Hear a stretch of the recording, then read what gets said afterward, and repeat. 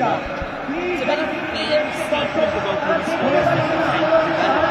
It's said that he's an individual who's lived his life on the thinnest of edge between genius and madness.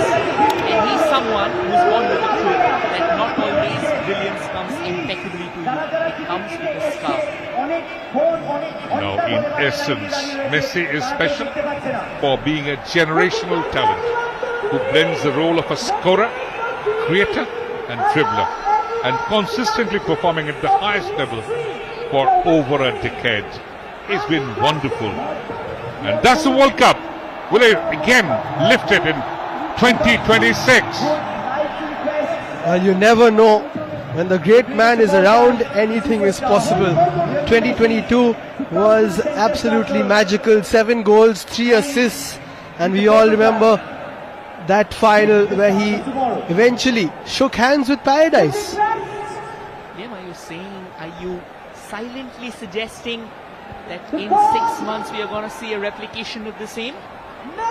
Well, why not? When he is there and when he's playing with that flair of being a world champion, I think it is definitely possible. They've won the Copa America as well, back to back. So it is surely possible. Rodrigo de Paul as well, let's speak about him a little bit. He also has been a fantastic footballer, World Cup winner in his own right, and is so dear to Leo Messi that he left Atletico Madrid and went to Inter Miami and won a trophy with him there as well. And I think it just tells you Rodrigo de Paul, we don't celebrate him enough, but in that World Cup squad, people often praise how Rodrigo de Paul kind of became a fulcrum in the Argentine midfield. He was the one who was responsible for the distribution of passes, and also if needed, he played the screen ahead of that defense. He was brilliant.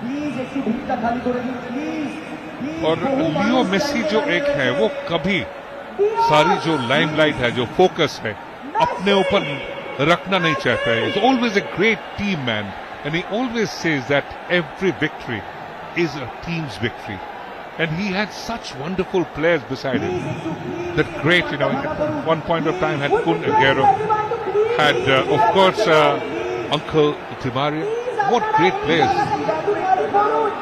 And that is where it all changed in the 2022 World Cup. They said, let's do it for Leo. And they just carried a different kind of team spirit. And as you said, football is a team sport. And no matter how great you are individually, he always said that he would trade everything for that one World Cup. And he eventually got it. ये आप cricket विश्व cup की बात कर रहे हैं, जैसे सचिन के लिए बोले थे, one time for Sachin, let's win it. And India won it at one point. Exactly. It felt more or less the same when that happened in 2011, and then when Messi lifted it in 2022, it was like everything aligned, and we thought that he might be done there when it comes to Argentina, but that fantastic piece of news where he said that I will play for Argentina as a World Cup champion, and then we'll see him again next year.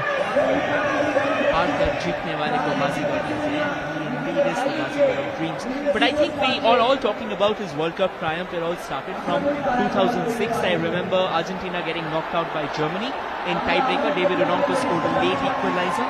And from there in 2010, I think they were beaten by Germany once again, if I'm not too mistaken.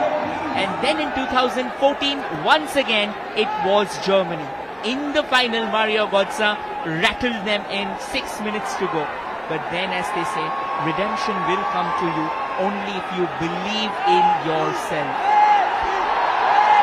When I went to Argentina in 2014, just a couple of months after that World Cup final loss, we asked about the atmosphere there. They love their football as much as we do.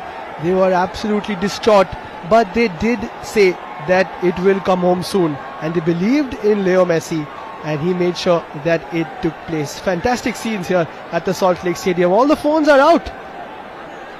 And some unknown or lesser known facts about